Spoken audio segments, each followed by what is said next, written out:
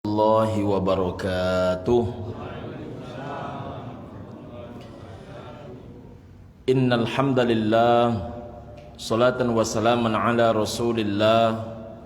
Asyhadu an la ilaha illallah wahdahu la syarikalah wa asyhadu anna Muhammadan abduhu wa rasuluhu la nabiyya ba'dah. Allahumma salli ala sayyidina Muhammad wa ala alihi wa ashabihi wa ala alihi wa ashabihi wa mawala, amma ba'du. Seluruh pengurus yang kami hormati, orang tua kami yang kami muliakan, ibu dan bapa, saudara-saudaraku sidang jamaah maghrib rahimakumullah, tamu Allah sidang jamaah yang dimuliakan dan insyaallah dicintai Allah subhanahu wa ta'ala, amin ya rabbal alamin. Pertama, ibu dan bapak rahimakumullah, mari kita memperbanyak bersyukur kepada Allah.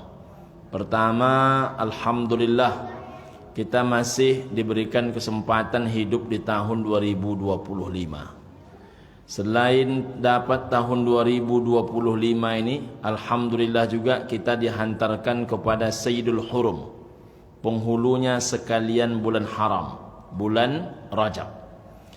Bersempena pula tanggalnya sama. Alhamdulillahirabbil alamin. Mudah-mudahan Allah Ta'ala senantiasa mencurahkan rahmat, nikmat dan karunia ke dalam kehidupan kita. Amin ya rabbal alamin. Ibu dan bapak rahimakumullah, hakikat setiap pergantian waktu demi waktu, maka sebetulnya ibu dan bapak rahimakumullah, ada sesuatu yang pasti bertambah dan ada sesuatu yang pasti berkurang. Apa yang bertambah? Yang bertambah adalah angka hitungan usia. Apa yang berkurang? Yang berkurang adalah kesempatan hidup. Bapak ibu yang kemarin 61, dengan adanya 2025 ini maka menjadi 62. Secara hitungan dia bertambah, tapi secara kesempatan dia berkurang. Makanya apakah yang paling jauh dalam kehidupan manusia? Itulah masa lalu. Apa yang paling dekat dengan kehidupan manusia? Itulah kematian. Jadi semakin bertambah angka usia, itu maknanya semakin dekat kita kepada kematian. Allah subhanahu wa ta'ala, ibu dan bapak, bersumpah menggunakan waktu ini berulang-ulang. Di pagi hari wal fajr, demi waktu fajar. Berlanjut wadduha, demi waktu matahari naik sepenggalahan. Berlanjut lagi wan nahari, demi waktu siang. Berlanjut lagi wal asri, demi waktu asar. Sampai akhirnya wal laili, demi waktu malam. Mana yang dikatakan waktu fajar? Berkumandang azan subuh, maka berarti masuk waktu fajar. Maka solat sunat 2 rakaat setelah subuh, selain namanya adalah solat sunat qobliyah subuh, nama lainnya adalah solat sunat fajar. Lalu iqamat solat subuh. Kapan berakhirnya solat subuh? Ketika matahari terbit, syuruk. 10 menit setelah syuruk, solat sunat 2 rakaat, solat sunat isyraq. Sebahagian ulama mengatakan solat sunat isyraq itu adalah solat sunat duha di awal waktu. Sebahagian lagi berpendapat solat sunat isyraq dengan duha itu berbeda. Maka solat sunat isyraq bagi orang yang hadir solat subuh berjamaah, duduk dia pada tempatnya, iktikaf dia, mengaji dia, majelis ilmu dia, sampai matahari terbit, 10 menit kemudian dia solat sunat 2 rakaat, dapat pahalanya seperti haji dan umrah. Tammatan, tammatan, tammatan, sempurna, sempurna, sempurna. Atau sama nilainya dengan pahala haji dan umrah bersamaku, kata Nabi sallallahu alaihi wasallam. 10 menit atau 15 menit setelah solat sunat isyraq sudah boleh kita melaksanakan solat sunat duha di awal waktu. Jadi lebih kurang 6.35, 6.40 dah boleh solat sunat duha.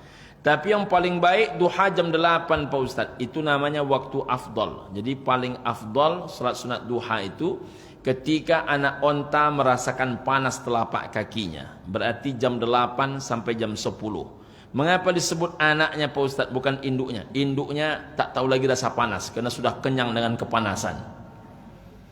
Ibu dan bapak rahimakumullah, maka ketika anak onta itu merasakan panas telapak kakinya, itulah seafdal-afdalnya solat sunat duha. Kapan berakhirnya duha? Duha berakhir bukan jam 11. Duha itu berakhir sebelum matahari tepat di atas kepala. Matahari tepat di atas kepala lebih kurang jam 12. Jam 11.45, jam 11.50 waktu terakhir kita melaksanakan solat sunat duha. Masuk matahari terbit di atas kepala lain pula sumpah Allah Ta'ala. Kalau tadi wadduha, sekarang wan nahari, demi waktu siang.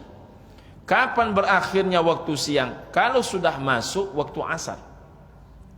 Ketika masuk waktu asar, Allah bersumpah pula wal asri, demi waktu asar. Setelah lewat waktu asar, maka datanglah malam. Apa tandanya pemisah malam dengan siang? Pemisahnya azan maghrib. Makanya orang yang wafat jam 6 petang itu masih dihitung hari itu. Kalau ada orang wafat jam 6 sore tadi, maka berarti dia wafat di hari Jumat. Tapi orang yang wafat setelah ataupun beriring dengan kumandang azan maghrib, maka berarti dia wafat malam Sabtu. Apa istimewanya wafat hari Jumat itu? Dah sering kita bahas. Ma min muslimin yamutu yaumal jumu'ah aw lailatal jumu'ah illa waqahu Allahu fitnatal qabr. Orang yang mati dalam keadaan beriman, dalam keadaan muslim di hari Jumat kematiannya atau di malam Jumat, maka Nabi menjamin dia tidak merasakan fitnah kubur. Nah, jadi ibu dan bapak rahimakumullah, malam itu dipisahkan dengan kumandang azan maghrib. Lalu terjadilah solat maghrib, berlanjut solat isya. Kapan berakhirnya malam? Ketika datang kumandang azan subuh lagi. Jadi berarti setiap saat, ibu dan bapak, Allah Ta'ala bersumpah menggunakan waktu. Diterang benderangkan dalam surah Al-Asr. Wal asr, demi waktu asar, demi masa, demi pergantian waktu ke waktu. Dari fajar ke duha, duha ke siang, siang kepada sore, sore kepada malam. Malam datanglah siang kembali. Innal insana lafi khusrin. Sesungguhnya manusia, kata Allah Ta'ala, benar-benar dalam keadaan merugi. Biasanya pengumuman itu, kalau ada kalimat kecuali setelahnya, itu makna kecuali itu bermakna sedikit. Contoh, jamaah Masjid Nurul Yakin, alhamdulillah sehat-sehat semua. Kecuali berarti hanya sedikit yang tak sehat. Jadi jumlah kecuali setelah kalimat umum, kalimat banyak, maka kalimat kecuali itu bermakna sedikit. Namun dalam urusan surah Al-Asr yang Allah Ta'ala umumkan itu adalah kerugian. Sesungguhnya manusia benar-benar dalam keadaan merugi kecuali. Maka makna kecualinya sedikit. Itulah illal ladzina amanu, orang-orang beriman, wa amilus salihati, orang-orang yang beramal saleh, wa tawasau bil haqqi, dan mereka yang saling menasihati dalam kebenaran, wa tawasau bis sabri, dan mereka yang saling menasihati dalam kesabaran. Ibu dan bapak, ayah bunda, Nabi membuat KKM, kriteria ketuntasan minimal. Orang yang dikatakan beruntung adalah orang yang hari ini lebih baik daripada kemarin, dan di masa yang akan datang lebih baik daripada hari ini. Berarti meningkat. Itulah baru dikatakan beruntung. Orang kedua disebut dengan merugi. Siapa mereka? Orang yang hari ini sama dengan kemarin, dan di masa yang akan datang sama lagi dengan hari ini. Berarti tidak ada perubahan. Berarti dia merugi. Jadi kalau tak ada perubahan, merugi. Tapi yang paling bahaya itu kelompok yang ketiga, celaka. Siapa dia? Orang yang hari ininya lebih jelek, lebih buruk, lebih menurun dibandingkan kemarin, dan di masa yang akan datang lebih buruk lagi daripada hari ini. Jadi supaya kita ini tidak termasuk orang yang celaka, tidak termasuk orang yang merugi, agar kita termasuk orang yang beruntung, apa yang harus kita perbuat? Pertama, yang sedikit di antara umat hari ini pertama kali ibu dan bapa adalah rasa syukur. Qalilam ma tashkurun. Teramat sedikit manusia yang pandai bersyukur. Maka dengan datangnya tahun baru nih, walaupun penghitungannya kalender Masehi, tetap memperbanyak rasa syukur.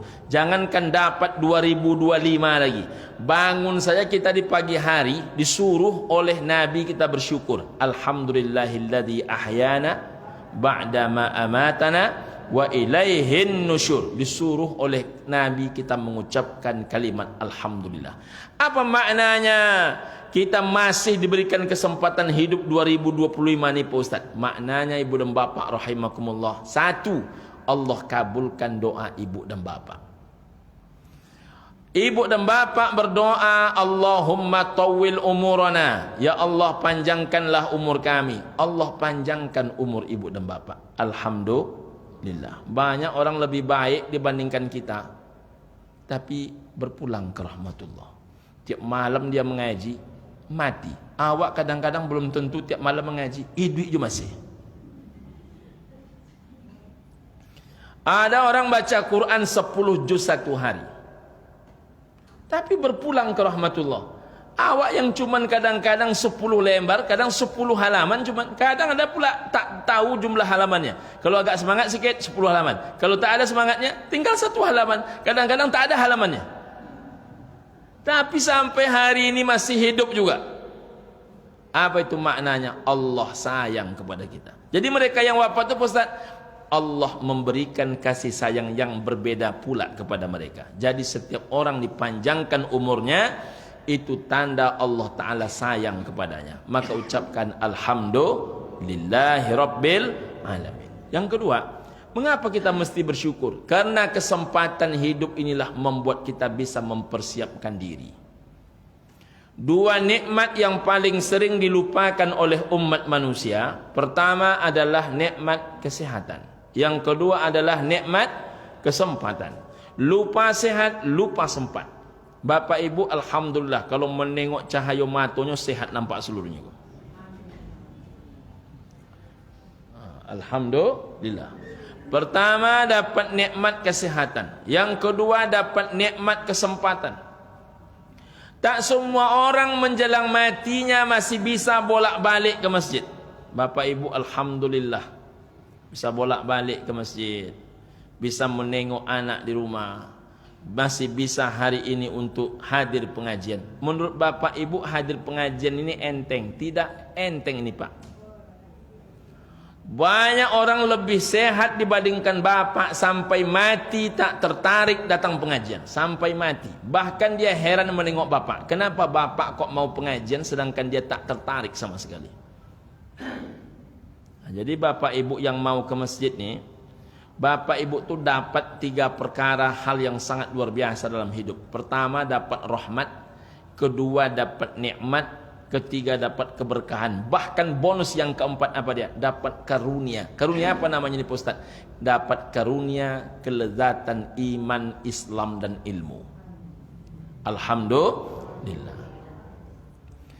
Orang yang terbiasa duduk di majelis ilmu, selain dia dapat pahala satu waktu hadir di majelis ilmu sama dengan lebih baik daripada 100 rakaat salat sunat, ibu dan bapak rahimakumullah. Selain itu, orang yang membiasakan hidup dalam kebaikan, insya Allah mati dalam kebaikan.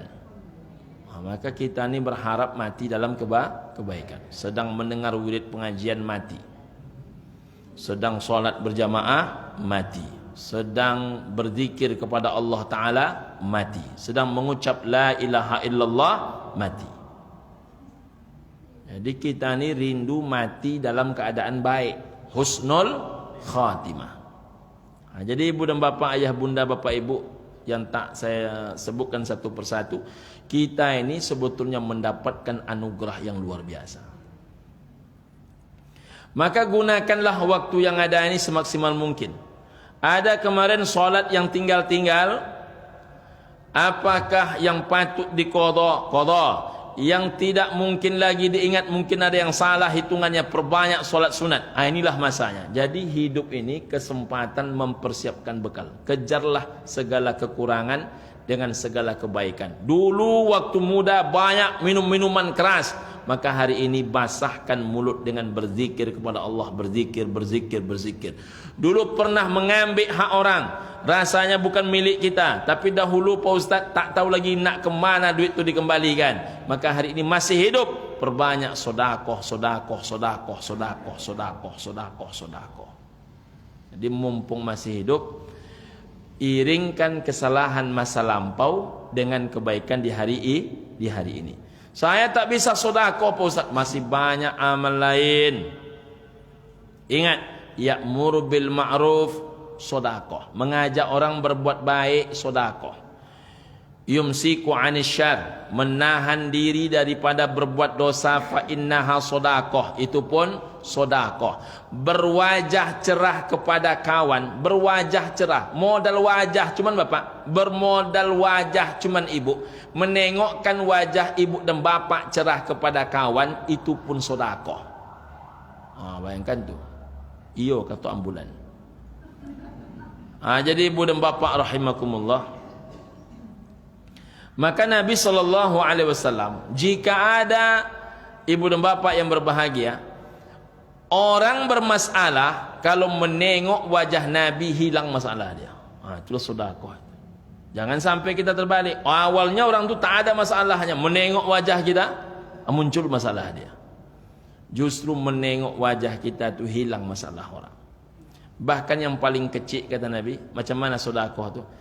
Engkau mengurangi isi embermu, lalu memberikan air tu sedikit ke dalam ember saudaramu.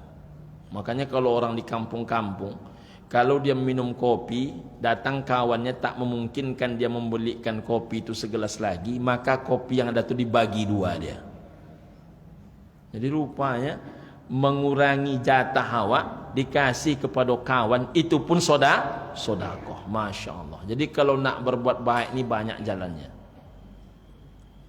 Siapa yang nak berbuat baik, terbuka jalannya. Siapa yang tak nak berbuat baik, juga lapang jalannya.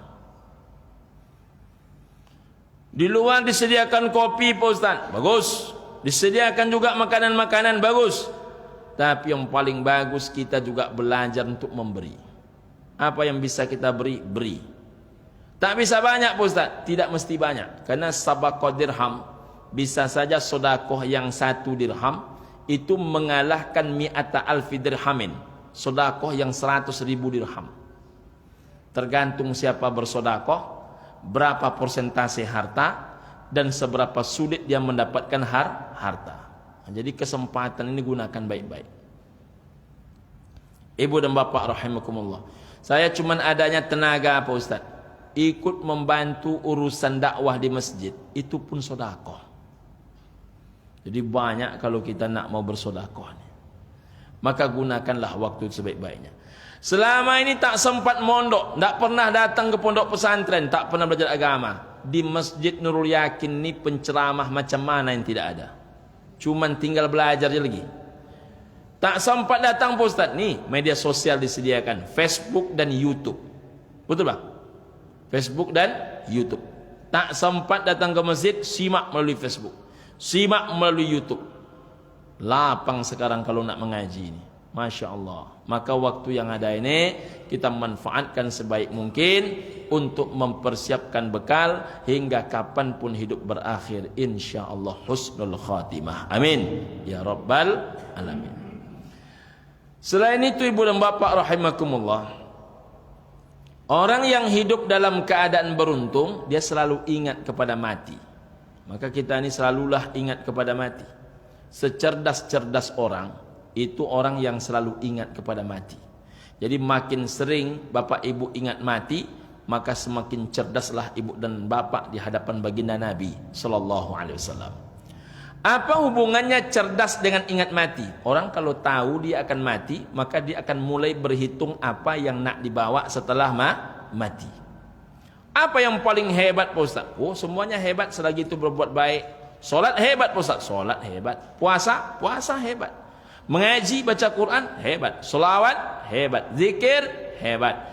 Menolong orang hebat. Semuanya hebat.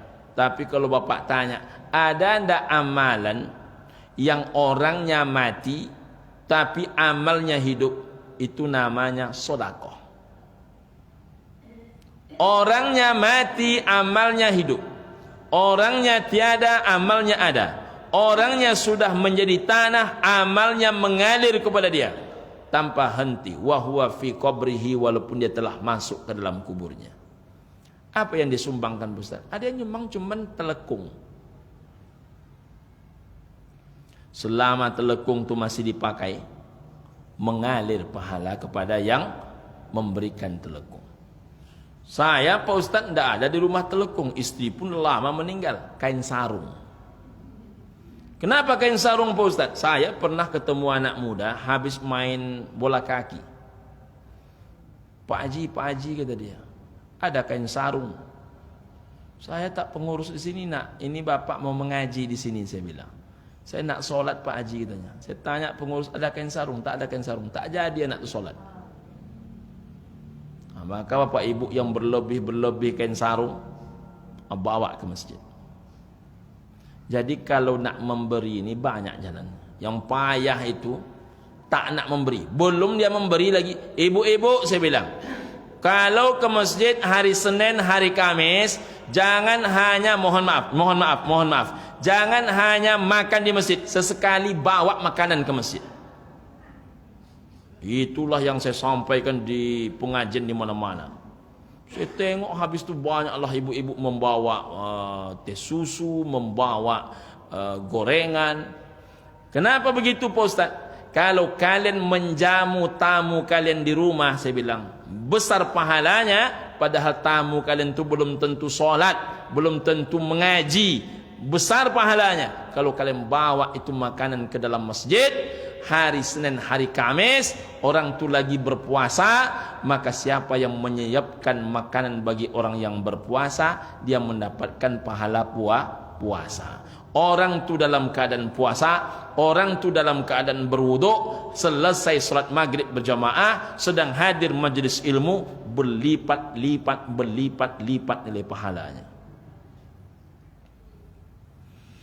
Kalau memakan yang ada, tak ada yang payah. Yang payah itu mencoba belajar memberi. Orang menerima, siapa yang tak mau menerima sekarang? Saya minta maaf ini, apapun yang dihidangkan kepada orang semuanya mau orang memakan. Yang payah itu belajar pula memberi. Maka saya mengajak ibu dan bapak ini sesekali bawa makanan ke masjid. Belajar hari ini memberi di masjid. Apa tuh bagusnya dibawa Ustaz? Apapun dibawa semuanya baik. Teh susu Ustaz, bawa teh susu ke masjid. Jadi ibu dan bapak rahimakumullah, apapun yang dinikmati oleh orang sedang pengajian, mengalir rezeki bapak ibu itu kepada orang mengaji, insyaallah berlipat ganda pahalanya. Amin ya rabbal alamin. Kapan tuh bisa tertumbuh dalam pikiran kita? Bila kita itu sering-sering mengingat mati. Orang kalau mengingat mati itu ibu dan bapak rahimakumullah, sudah berjalan dia, nampaklah oleh dia ada paku naik ke atas pakunya. Sudah dia tinggalkan paku itu dah, tapi selama dia meninggalkan paku itu tak tenang isi pikiran dia. Balik dia kembali ke tempat paku itu. Kapan itu terjadi? Bila orang itu ingat mati. Balik dia kembali ke tempat paku itu, diambilnya paku itu, diamankannya paku itu, atau paling tidak dibalikkannya supaya yang tajam itu ke bawah. Apa kata Nabi SAW? Siapa yang menemukan dahan berduri, siapa yang menemukan paku, siapa yang menemukan kaca pecah, fa akhadahu, lalu ia mengambilnya, diambilnya itu, diselamatkan itu hingga tak luka orang, tak tertusuk kaki orang. Fasyakarallahu lahu, Allah Ta'ala yang berterima kasih kepadanya. Bagaimana cara Allah Ta'ala berterima kasih kepadanya? Faghafara lahu, Allah ampunkan dosa-dosanya. Masya Allah. Hanya mengambil duri di jalan, hanya mengambil paku, hanya mengambil kemudian kaca pecah, rupanya Allah berterima kasih dengan cara mengampunkan dosa. Ibu dan bapak rahimakumullah, maka dalam hidup ini karena kita sadar kita akan mati, maka menghidup-hidupkan hati itu penting. Bagaimana dengan kami yang sudah sodakoh Pak Ustaz? Sodakoh sudah, solat berjamaah sudah. Jangan biarkan hatimu mendendam ke orang lain. Ini bapak ibu yang sudah ke masjid nih, jangan ada yang memutus tali silaturahim dengan orang lain. Jangan main IG-IGan. Ibu-ibu ada yang IG-IG? Alhamdulillah, berarti amanlah dunia persilatannya ini kan. Jangan bermusuh-musuhan. Jangan kita ini memutus tali silaturahim. Isnani la yanzurullah yaumal qiyamah. Tak mau Allah Ta'ala menengok kita nanti di hari kiamat. Siapa mereka? Qati'ur rahmi, yang memutus tali silaturahim, wajarus su', dan tetangga yang jahat. Maka jadilah orang yang selalu menyambung, bukan memutus. Orang yang selalu merekat, bukan meretak. Orang yang selalu mendekatkan, bukan menjauhkan. Orang yang selalu melekatkan, bukan merenggangkan. Jadi kita ini baik selalu hubungan dengan orang. Jangan cari kekurangan orang, karena kita ini tak pernah sempurna. Habiskan waktu mencari kekurangan diri hingga tak sempat mencari kekurangan orang lain.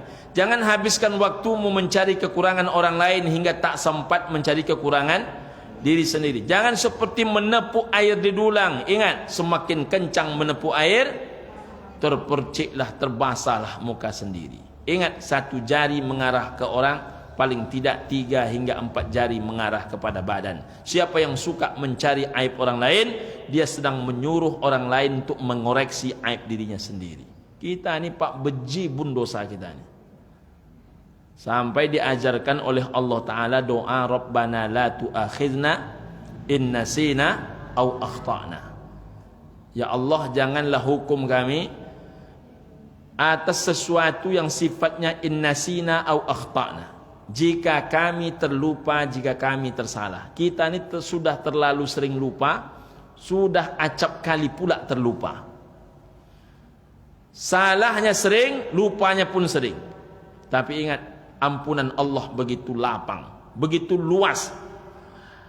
Aku, kata iblis laknatullah alaih, takkan pernah duhai Allah berhenti. Demi keagunganmu, demi kemuliaanmu, aku takkan berhenti, kata iblis, untuk menggelincirkan umat manusia. Ma arwahu fihim, selagi masih ada ruh dalam jiwa mereka. Apa kata Allah Ta'ala? Aku pun demi keagungan diriku, demi kemuliaan diriku, takkan pernah berhenti mengampuni mereka. Kita umat manusia ini takkan pernah berhenti Allah ampuni selagi mereka mau meminta ampun kepada aku. Jadi bapak-bapak, ibu-ibu, saya ingatkan, jangan bangga dengan dosa yang pernah dilakukan. Ambo dulu Pak Ustaz, apa dosa yang tak ambo buat? Tak usah bapak promo-promo tu. Cukuplah itu menjadi rahasia bapak dengan Allah. Tak usah bapak explore, bapak sampaikan ke orang. Tak usah. Cukup itu rahasia ibu dan bapak dengan Allah saja. Biarlah itu menjadi penerbit air mata di tengah malam.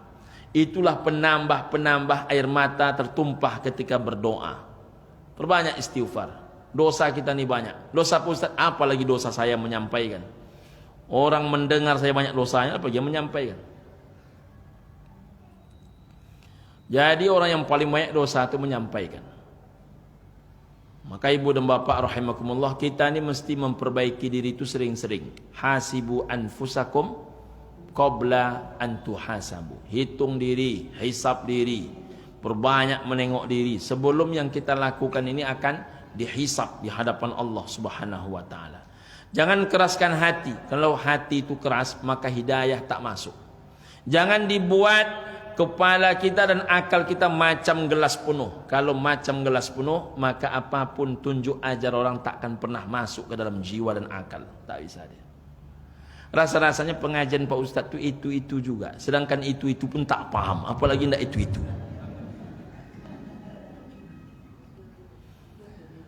Ibu dan bapak rahimakumullah. Maka orang yang selalu ingat mati itu hatinya hidup.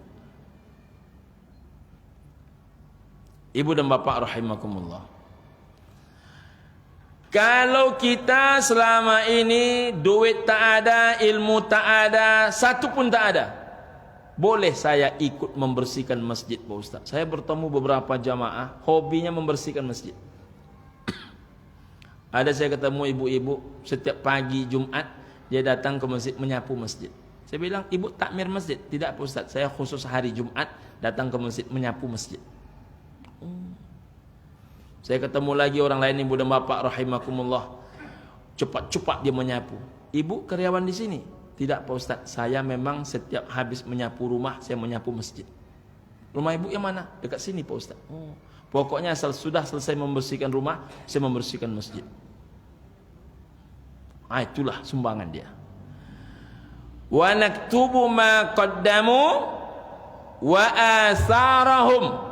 Allah yang mencatat seluruh apa yang kamu kerjakan, wa asarahum, dan apa yang kamu tinggalkan. Jadi apapun yang bapak tinggalkan itu akan dicatat di hadapan Allah, akan menjadi saksi besok di padang mahsyar.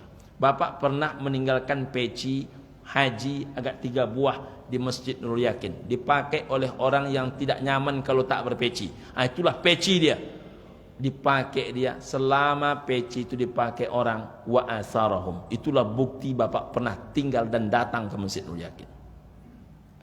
Bagaimana kalau parfum Pak Ustaz? Ada bapak bawa? Sudah Pak Ustaz. Berapa buah? 6 Pak Ustaz. Alhamdulillah. Masih ada 6 tuh. Tinggal 3 Pak Ustaz. 3 dicilok orang Pak Ustaz.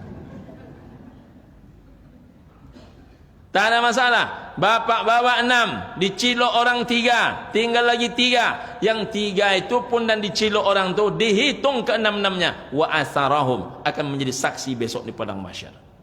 Jadi amal kita itu menjadi saksi di padang mahsyar. Mulut tak bisa bercakap. Al-yawma nakhtimu ala afwahihim wa tukallimuna aydihim wa tashhadu arjuluhum bima kanu yaksibun. Hari itu mulut tak bisa berbicara. Yang berbicara itu tangan, yang menjadi saksi itu kaki. Apa nak dicakap? Maka ibu dan bapak rahimakumullah, apapun. Bagaimana Pak Ustaz kalau saya hobinya Pak Ustaz mensenandungkan kalimat-kalimat solawat menjelang adzan? Buat. Jangan engkau kaji nanti orang suka tak suka. Selagi orang banyak, lebih banyak yang suka, lakukan. Apapun yang bisa dilakukan, lakukan. Saya ketemu orang ibu dan bapak rahimakumullah. Saya ini tak pernah mengaji, tak pula sekolah Pak Ustaz. Boleh saya ini kerjaan saya hanya mengangkat-ngangkat piring habis orang kajian kuliah subuh. Ada lontong saya hidangkan, sudah habis lontong, piringnya saya bersihkan. Bisa saya masuk surga karena itu Pak Ustaz. Masuk surganya itu urusan Allah. Tapi urusanmu berbuat. Tanam dulu baru kau kaji panennya. Ini kadang-kadang kita ini belum menanam, lek berbuah kau Pak Ustaz. Belum ditanam lagi, buahnya dikaji dia. Tapi itulah maha baiknya Allah. Kita kalau menitip duit ke orang belum tentu untung, bahkan bisa buntung. Tapi kalau kita menitip sesuatu kepada Allah, apapun namanya, faman ya'mal mithqala dzarratin khairan yarah wa man ya'mal mithqala dzarratin syarran yarah. Bersyukur sudah, meningkatkan amal sudah, mengingat mati sudah.